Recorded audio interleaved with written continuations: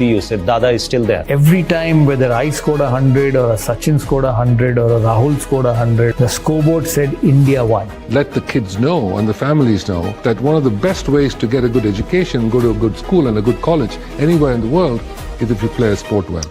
There is a quality about me, which is why perhaps people feel I'm a perfectionist, because I don't get tired easily. In Germany, the biggest newspaper was written on the first page, "This is a finishing from Lothar Matthäus' career," and this was motivating me. I was literally on my phone at home and they're like, "Oh, we have the results. We suggest that you remove your breast." And I'm like, wait, what?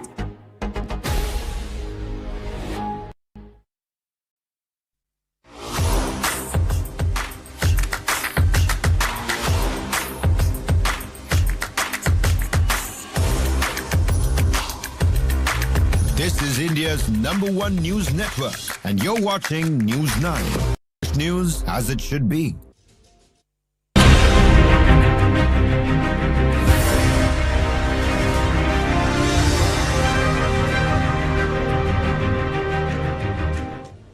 Hello and welcome to News9, and you're watching On Point. I'm Shweta Kothari, and we have 3 debates lined up for you today. In On Point 1, war in West Asia is choking global oil routes, but India is finding a way through.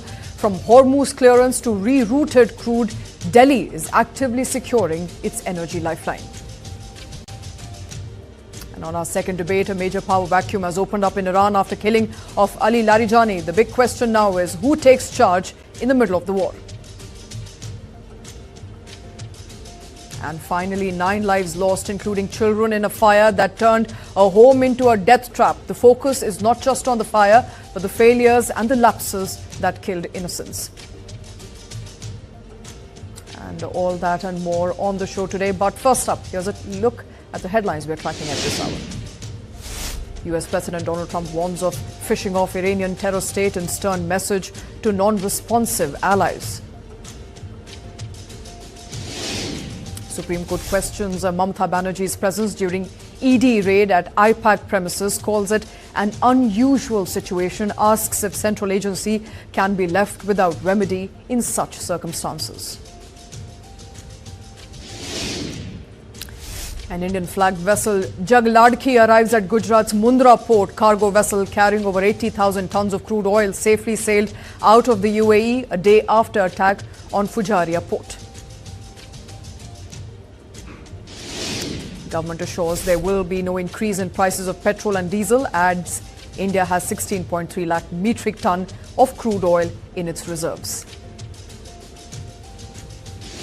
Government cracks down on restaurants and hotels that are overcharging customers amid LPG shortage. Notices issued to 31 entities for LPG surcharge.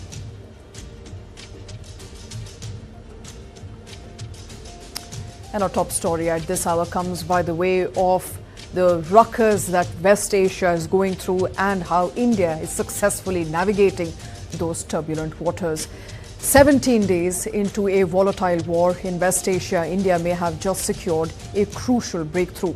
At a time when shipping lanes were under threat, 3 Indian vessels have managed to safely navigate the Strait of Hormuz. The LPG tanker Shivalik has already crossed, Nanda Devi followed, and a 3rd Indian ship is now en route. These movements come after a calibrated diplomatic push led by Prime Minister Modi and External Affairs Minister S. Jaishankar. With India facing an energy supply crunch, New Delhi maintains restraint in public while engaging in key stakeholder conversations through diplomatic channels. In the middle of an escalating conflict involving the United States, Israel and Iran, India has managed to maintain engagement with all parties on all sides. New Delhi avoided taking a public position even as tensions rose while continuing diplomatic communication. Prime Minister Modi reached out to Iranian President Masoud Pezeshkian to address concerns related to energy supplies. And at the same time, India remained in contact with the United States and Israel as well. These parallel efforts reflected India's attempt to balance its strategic and economic interests during the crisis. The developments follow a clear sequence during the ongoing conflict. On 28th of February, tensions escalated in West Asia, impacting movement through Strait of Hormuz. Several ships, including Indian vessels, faced delays due to security concerns, and India maintained a cautious approach in the initial days of the crisis. On 12th of March, Prime Minister Modi spoke to Iranian President Masoud Pezeshkian. On 13th of March, the LPG tanker Shivalik was cleared to pass through the Strait of Hormuz. Nanda Devi was cleared soon after. By Monday, a third Indian ship had also begun its transit through the region. सभी भारतीय जहाज LPG carriers Shivalik और नंदा देवी से cargo discharge जैसा कि oil companies के schedule के अनुसार अभी चल रहा है। मिनिस्ट्री कंटिन्यूसली मॉनिटर कर रही है सिचुएशन को, शिपिंग के मूवमेंट को, हमारे सी फेयर को, उनके फैमिली मेंबर्स को, पोर्ट के ऑपरेशंस को, जिससे कि मैरीटाइम ट्रेड कंटिन्यू करे, सुचारू रूप से चलता रहे। And during the peak of conflict, Indian vessels in the Strait of Hormuz experienced delays due to security risks in the region. The LPG tanker Shivalik was among the ships that awaited clearance while carrying fuel supplies for India. Nanda Devi was also held in the region under similar conditions. A third Indian vessel was delayed as tensions continued, and following diplomatic engagements, Shivalik successfully passed through the strait. Nanda Devi completed its transit soon after, and third ship has now started moving through the strait, indicating an improvement in access for Indian vessels. At a time when India is facing an LPG shortage in several cities, these vessels play a critical role in maintaining supply. India is one of the largest importers of LPG and depends heavily on external sources for crude oil. The Strait of Hormuz is a key route for energy shipments into the country. Disruptions in this corridor can directly impact domestic supply, prices and availability. With global oil prices rising, uninterrupted movement of these ships help India maintain continuity in supply chains and reduce the risk of further shortages. India is now pulling in oil shipments that were never meant for it. At least 7 tankers carrying Russian crude originally bound for China have changed course mid-journey and are now heading to Indian ports. One of the key vessels, Aqua Titan, reversed course in mid-March and is now expected to dock at New Mangalore soon. Another tanker, Zuzuan, is heading towards Sikka in Gujarat. And with the Hormuz route now effectively choked, Indian refiners have rapidly increased purchases of the Russian oil as well, snapping up nearly 30 million barrels of Russian crude in just 1 week. This is a clear sign of how India is moving aggressively to secure supplies, even as global routes remain unstable. Our Prime Minister spoke to the President of UAE yesterday. The President of UAE, His Highness Sheikh Mohammed bin Zayed Al Nahyan. The two leaders discussed the current situation in West Asia. Prime Minister reiterated India's strong condemnation of all attacks on the UAE that have resulted in loss of innocent lives and damage to civilian infrastructure. The two leaders agreed on the importance of ensuring safe and free navigation through the Strait of Hormuz. Both leaders will continue to work together for the early restoration of peace, security and stability in the region. And in more good news in store, Saudi Arabia has also begun rerouting crude oil supplies to India through the Red Sea, bypassing the high-risk Hormuz corridor. Tankers have already been departed from Yanuba port, carrying millions of barrels towards Indian shores. This shift is backed by 1,200 kilometers cross-country pipeline inside Saudi Arabia, allowing oil to move from the Gulf to the Red Sea coast. For India, this is a crucial buffer at a time when traditional supply routes are under threats. These developments raise several key points. Has India been able to effectively engage with multiple sides during a conflict? Can this approach continue if tensions escalate further in the region? And will energy supply lines remain stable in the coming days? And how will India manage its economic and strategic interest if the situation in West Asia worsens? Joining me on the show is Ambassador Veena Sikri, former Indian diplomat. Also with us is Air Commodore Ashminder Singh Bahel, defense and geopolitical expert. Also will be joining us shortly is Dr. Amlendu Misra, as a professor of international politics at Lancaster University. I want to come to you first, Ambassador. We've been speaking to you, of course, over the course of last many days, but the situation today is dramatically different, ma'am, as compared to what it was a couple of days ago for India specifically, with at least 3 Indian-flagged vessels being allowed to pass through Strait of Hormuz.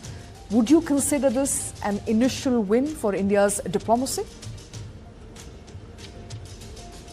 Strong and very, very specific diplomatic win for India, where the negotiations by our leaders, by Prime Minister Modi, by Foreign Minister Dr. Jaishankar, and by Minister of Petroleum Shri Hardeep Puri, they have been in touch with all their counterparts in these countries and have ensured access for Indian vessels to cross the Straits of Hormuz without any kind of difficulty or any kind of fear of harm or threat of attack. I think this has been a great diplomatic victory for India, and it shows it's a critical success. It is a critical success because for India's energy security, for the right for India to purchase energy from where it's the most it's the best available, the cost is the best, and also the availability, the physical availability in terms of safe passage is also available. We have been able to ensure that. We all know that just a few days ago, when there was the critical situation about the Straits of Hormuz, there was such a great deal of uncertainty in India, all kinds of lines forming with people wanting their supplies of LPG, and so much fear of people trying to do black marketing and hoarding. All kinds of apprehensions were there. But within 2 days, this is all calmed down now. And it's back to normal because it is very evident that thanks to the negotiations held by our leaders, the availability is ensured. There are still further Indian ships in the Straits of Hormuz, but it's going to be a constant negotiating process, a constant discussion. And we are sure that because of the initial successes that we have for these 3 vessels that you have outlined in such detail, there will be further successes for other vessels which are there, and we will be able to secure a constant, regular, steady supply of petroleum and natural gas products for the Indian market to make sure that there is no difficulty of any kind for the Indian people, for Indian industry, for Indian manufacturing, and all that has been ensured so far. This is definitely a strong success for the government, for all the ministers involved, and we are sure that it will be repeated now. We hope that the links will continue. You just recalled how our Prime Minister has spoken to the President of UAE, and surely there will be a positive outcome in this. Thank you. Positive outcome, in fact, already being seen on ground. Air Commodore, India has maintained strategic ties with Iran, Israel, and United States. It is in communication with all of these 3 countries in the midst of a war. Is it a diplomatic line that India can continue to take moving into weeks to come if the war continues, or do you believe this risks alienating India in the long run? Absolutely. Environment primarily because the electricity has gone. Do you hear me? Can you hear me? Yes, sir, we can hear you. Okay, so yes, it's a kind of a great victory, primarily because we have been following the policy of strategic autonomy, which is based on primacy of our national interests. And this is the reason when we have not taken any sides, and initially what appeared to be was that there were, balance required between 3 different and diverse requirements. One side is the Gulf countries that are giving us the oil and energy, and it's not just the oil and energy, ma'am. There is a very important aspect of sulfur as well as fertilizers. Absolutely. We Methane, get about 3. Methane as well. Yes. Absolutely. So our food security is also dependent on this. It's that critical. And now the Gulf countries that give this, that is Saudi Arabia, gives us close to 3 million plus metric tons of DAP, fertilizer. And when we are looking at simultaneously managing America and Israel, and on the other side, Iran, and though we kept quiet initially, primarily understanding and allowing the situation to develop so that we could engage with all the actors in this situation, and we didn't jump into the boiling pot, and we found commenced with Iran and with, just to highlight to you one fact here, power support for US under Trump regime has dropped by 79%. over.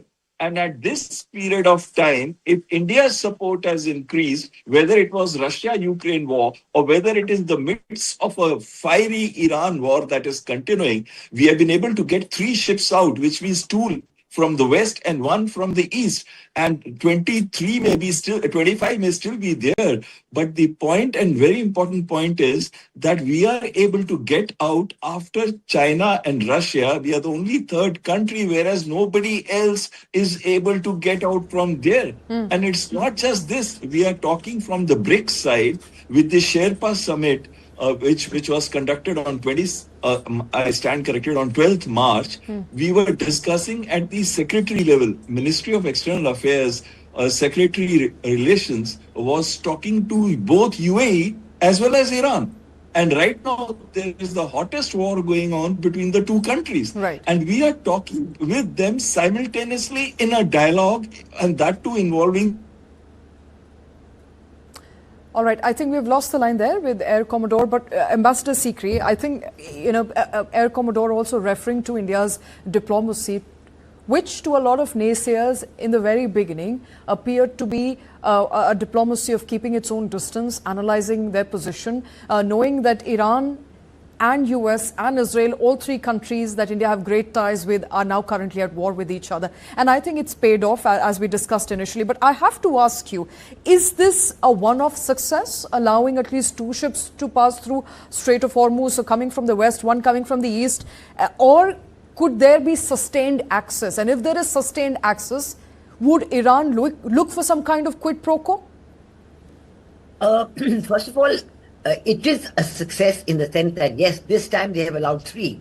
But Dr. Jaishankar himself said that this is going to be negotiated case by case. He said there is no blanket approval in these cases, but it will be negotiated depending on which ships now are ready for sailing. They have tanked up on their supplies and their cargo, and they are ready to stay. And you're absolutely right. This is a distinctive success for India's policy of strategic autonomy, which is a consistent policy. You see, the point is that policies have to be consistent.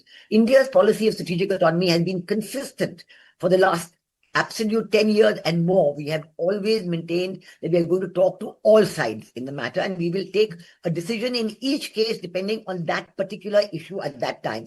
And it will not preclude our continuing a dialogue with other countries, other participants in the dispute, or with other cases. So whether it is the Hamas-Israel conflict, whether it is the Ukraine conflict, and now, of course, the Iran-US-Israel conflict, India has always been in touch with all sides. And because of that, and because of our good relations and our consistent good relations, the importance of our energy security has been able to be secured through our policy of strategic autonomy. And I think that this success will be followed up because, you just said that we are in touch with all players day by day as we speak. Our Prime Minister has spoken earlier to Dr. Masood Pezeshkian, also of Iran.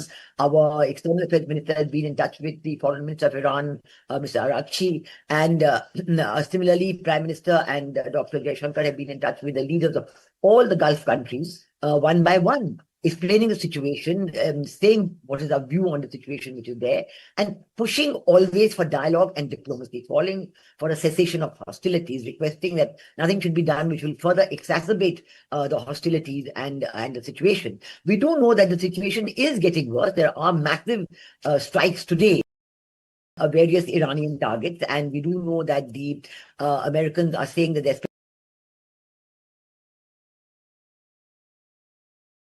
Gulf. We know that on the island of Crude, which is a key export terminal for Iran, where the vast majority of the exports go to the island, the American bombing has destroyed a lot of the surface infrastructure, but the oil infrastructure has not been touched so far. And I suspect that these Marines who are coming will try and grab control. That that would be America's effort to get control of not only the Strait of Hormuz, but of Iran's own key export terminal. So all this is there. This is unfolding as we speak. But in the meanwhile, India has been very consistent in following the situation carefully, in maintaining its policy of strategic autonomy, and on that basis, we have achieved a success. So we will we have every reason to hope that it will continue. These successes will continue, and we will be able to secure passage, safe and secure passage for additional tankers whether with oil, whether with LPG, and that this will successfully reach India to prevent any kind of difficulty for the Indian citizens and to ensure our energy security. All right, it is a success undoubtedly, Air Commodore. Dr. Misra is also with us, but I'll come to you first, Air Commodore. It is a success, but it's a success in the present circumstances. As our ambassador pointed out, the situation on ground is changing rapidly. If the US Marines are to land in Karg Island, if the oil infrastructure comes under the US control, we're looking at the situation changing very fast, in which case can India and how can India ensure uninterrupted energy supply? What should be a long-term strategy? See, one particular aspect that I want to highlight about the Karg Island, and then I'll move on to the long-term policy. The first thing that I want to say is that occupation of Karg Island has got about 34 million metric tons of 34 million metric tons of oil. But the point is not that. It doesn't take out oil. So even if America tomorrow occupies, the Iran loses its economic lifeline, but America doesn't gain oil. That's a different issue. Secondly, it doesn't open the Straits of Hormuz. Straits of Hormuz is protected by 3 key islands, which is Keshem, Larak, Hormuz, and then Abu Musa, Lesser Tum, and Greater Tum. There are 6 total islands. And those have to be occupied. And that is the reason why this Marine Expeditionary Force is coming, because that is the narrowest part, 33 kilometers, just south of Bandar Abbas port. Now, Bandar Abbas port. Now, I want to highlight the aspect of what India can do for the long term. First of all, what we need to do, though we have been doing exceptionally well, we are already in the process of doing that, but just to highlight it, we need to increase our strategic oil reserves as well as the strategic gas reserves, the storage part I'm talking of, and that needs to be enhanced. And there are already 3 places in the south where we are storing our gas, and especially LNG. What we need to do is to expand that and increase our gas resources. That is one aspect. Secondly, what we need to do is to diversify our supply chain. We have to reduce our dependence on the Middle East. We have already diversified. It's not that the government is not doing. They have increased it from 27 to 40 suppliers. So there is great diversification. And third thing is that we have started importing the oil back virtually in full strength. Earlier, we were importing from Russia 1.9 million tons of crude every day. Now we are importing 1.55. In between, it had dropped to 1.04 million tons. So we have increased from Russia. And though the current cost is high and our oil marketing companies are suffering from this, but they have also got huge cash reserve ratios, which they had last year when the oil prices had come down by 10 to 12%, and that we did not see on the pumps. That was another very good strategy that we obtained, because the whole world is involved in 92 wars, directly or indirectly, and it was a great policy of the government to maintain this cash reserves so that whenever our supply chains are getting affected, we can absorb the risk which is happening today. We have absorbed the shock. And in fact, the government, for that matter, Air Commodore, has also clarified today that petrol and diesel prices are not going to go up, which means that all the oil marketing companies have enough cash reserves, as you pointed out, to absorb some of that shock. So there is enough. This has been going on for the last 4 years at least. Are you saying that as an Indian professor abroad, or are you telling us what's the feeling on the ground? Well, I'm being neutral, absolutely neutral here, because I'm an academic. I can't take sides. So although I'm based overseas, I also have my feet on the ground, so to speak. So what I see here is that at the beginning, there was a certain degree of antipathy towards India when it took a stance on Ukraine, especially by buying the crude from Russia. So there is a lot of discomfort.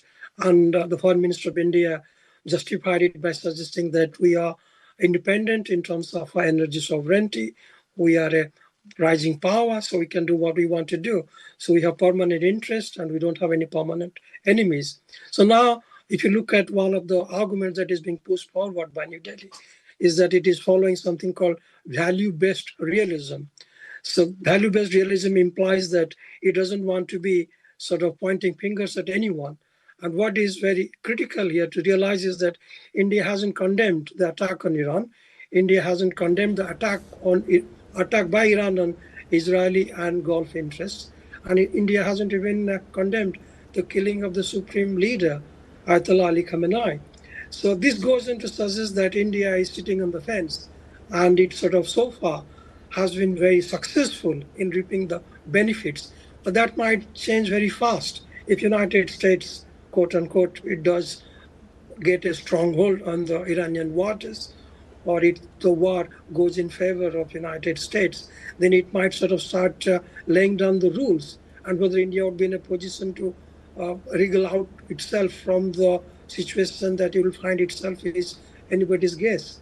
So yes, it has been advantageous, and but at some point or the other, there is going to be a demand on part of the international community to ask New Delhi to take a stand, take a kind of moral stand. But that's been the case, you know, Dr. Misra, that's been the case with Russia-Ukraine war as well. There's been a lot of pressure on India to take a stand, but so far India has remained neutral. We've met with Ukrainian president. We've also had multiple meetings with a Russian president. So far, if we were to draw from the leaf of what India has done in the past as far as Russia-Ukraine war is concerned, India has quite successfully walked down that path.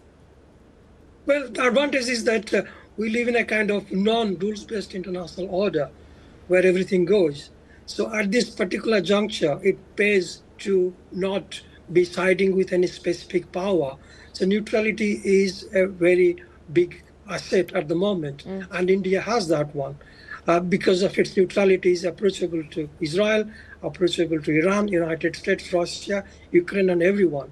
So if we had a rules-based international order, then there would be demands, there will be questions as to where India's legitimacy or loyalty lie. Since we don't have that one, so everyone would consider India to be a safe pair of hands. All right. But it comes at a price.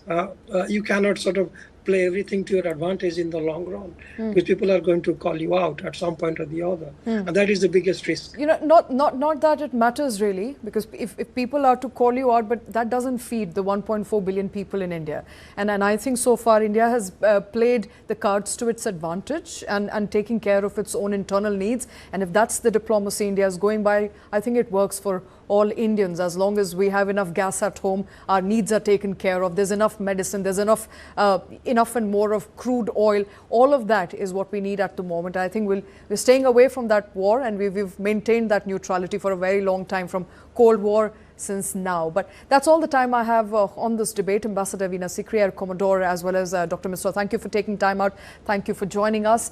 We are going to slip into a very short break, but on the other side, a major power vacuum has opened up in Iran after the killing of Ali Larijani. The big question now is, who takes charge in the middle of the war?